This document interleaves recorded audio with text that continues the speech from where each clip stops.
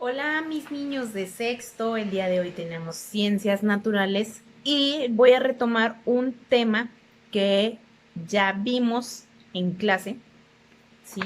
Es relación entre las propiedades de los materiales y su consumo responsable, ¿sí? ¿Por qué lo retomo? Porque necesitamos hacer un repaso, un pequeño repaso, y ahí me voy a dar cuenta cómo vamos en ciencias naturales, ¿sale? Vamos a recordar, ¿sí? Por qué es importante tener un consumo responsable. Y para esto les traje un video, ¿sí? Que se los voy a poner. Y después les voy a decir la actividad que van a hacer como evidencia de este tema.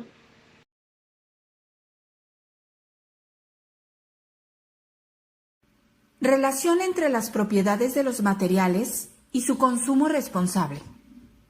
En la República Mexicana se generan cerca de 42 millones de toneladas de residuos, que son materiales de desecho, al año.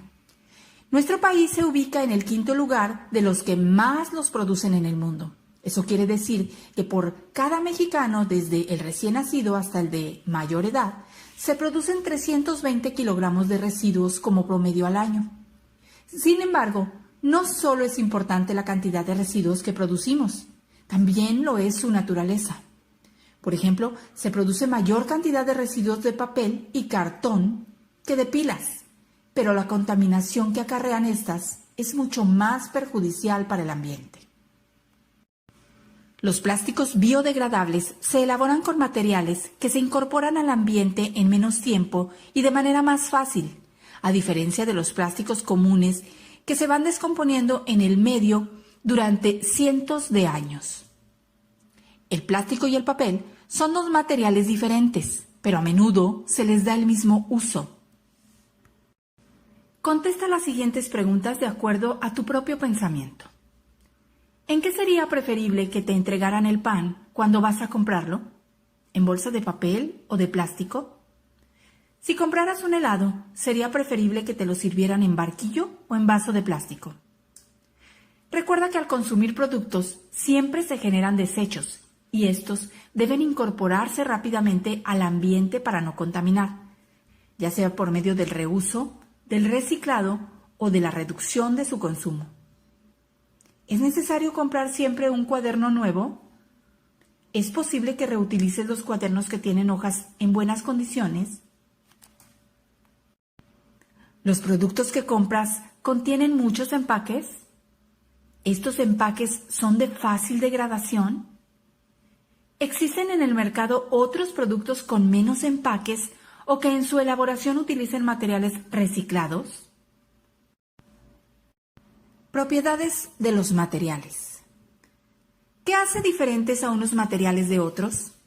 ¿Por qué cada material tiene usos distintos? Aunque existen materiales similares, no necesariamente poseen las mismas propiedades y por eso se les da un uso distinto. Por ejemplo, hay plásticos que son elásticos, como las ligas, y otros que son rígidos, como los que se utilizan para frascos y botellas. Algunos materiales son más difíciles de quebrar, como la madera, y otros pueden quebrarse con mayor facilidad, como el vidrio. También podemos encontrar materiales que permiten el paso del agua, como la tela y el papel, y los que no la dejan pasar, como el vidrio. Estas diferencias entre las propiedades de los materiales son determinantes para que cada uno de ellos se use para satisfacer necesidades particulares.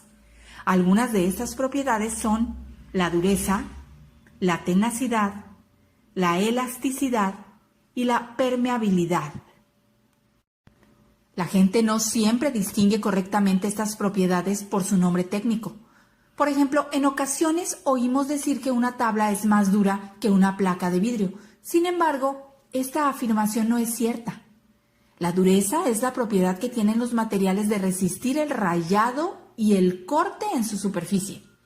Por ejemplo, la madera puede rayarse con facilidad. Esto es, no tiene mucha dureza, mientras que es muy difícil rayar el vidrio. Por otra parte, la tabla de madera no se quiebra fácilmente, mientras que el vidrio sí. pues tiene menor tenacidad. La tenacidad es la propiedad de un material para resistir fuerzas aplicadas sin romperse o quebrarse. La elasticidad es la propiedad de algunos materiales de recobrar su forma original después de que han sido deformados. Por último, la permeabilidad es la capacidad de un material para permitir que un líquido pase a través de él sin que se altere su composición.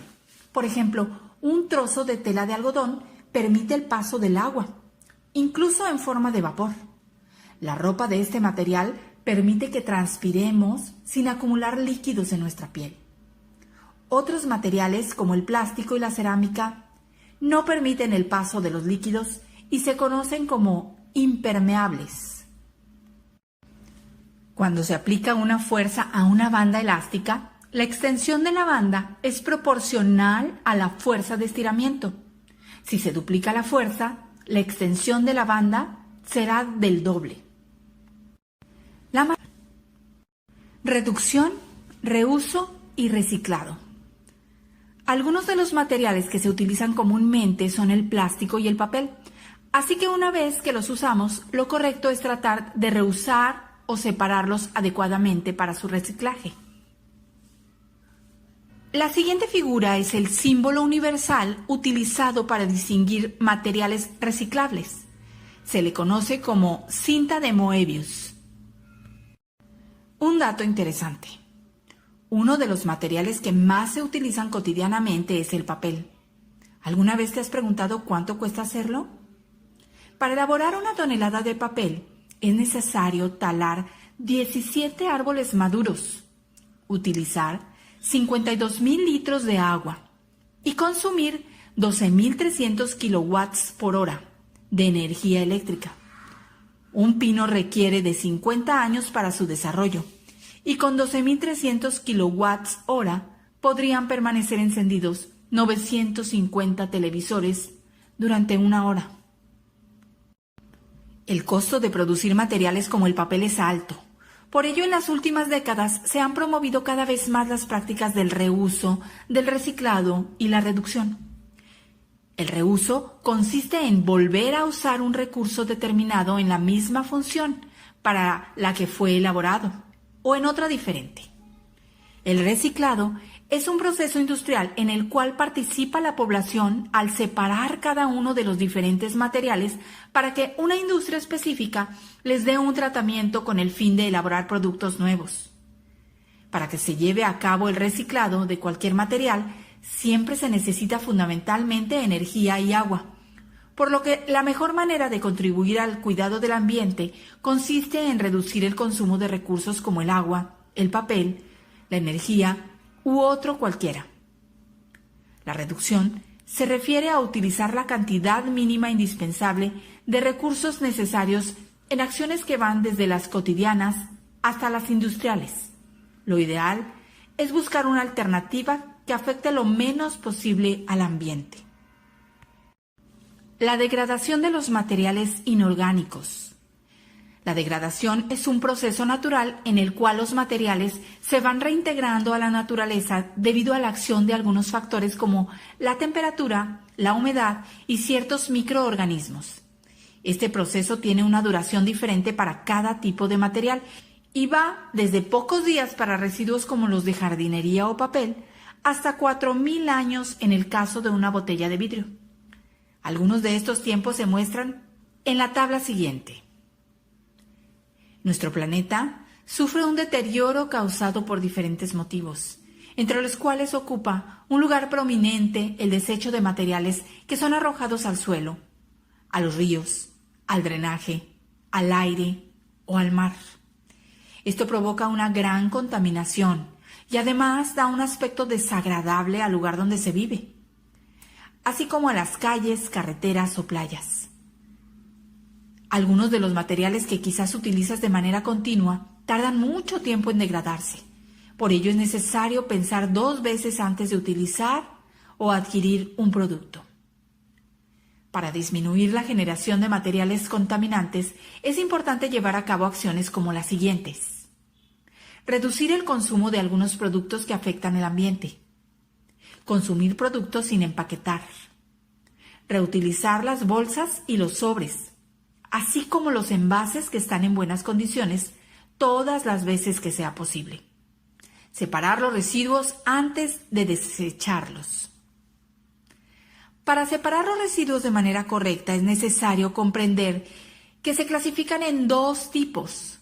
Los residuos orgánicos son de origen animal o vegetal, por ejemplo, las cáscaras de frutas, verduras, cascarones de huevo, desperdicios de comida, servilletas de papel usadas, restos de café, bolsitas de té, pasto, hojas, ramas y flores.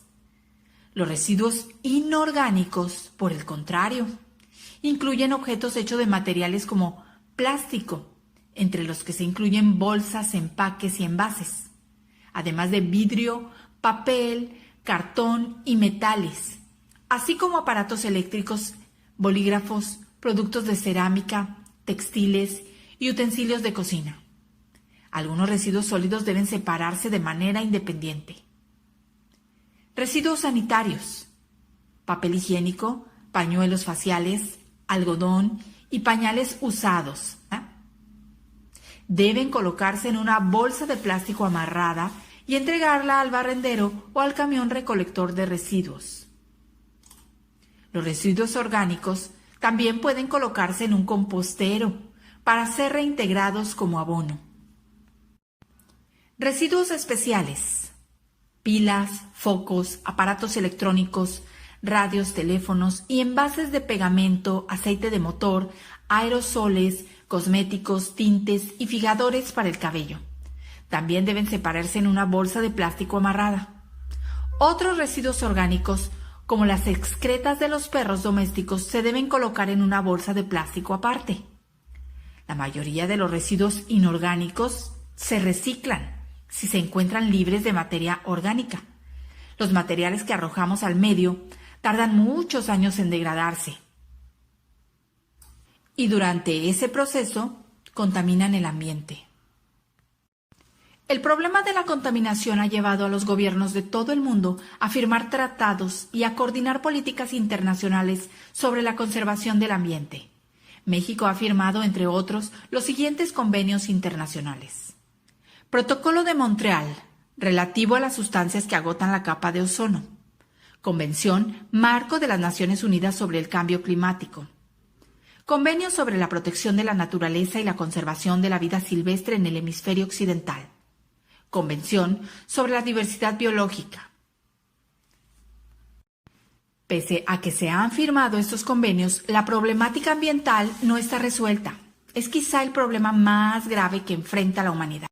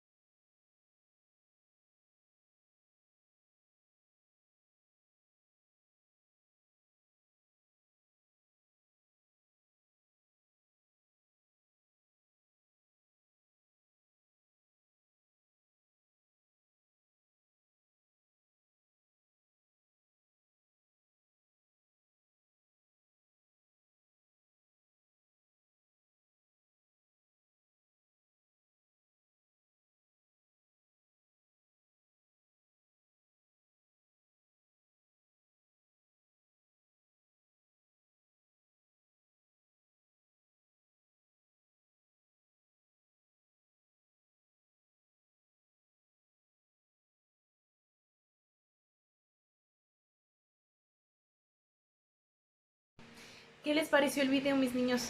Espero de verdad que les haya gustado mucho. ¿Y cuál es la evidencia que van a hacer, la actividad? Bueno, en el PDF les puse unas fichas de trabajo de ciencias naturales. Bueno, pues las van a realizar. Cualquier cosa que necesiten en cuanto a investigación, lo pueden hacer adelante, ¿sí?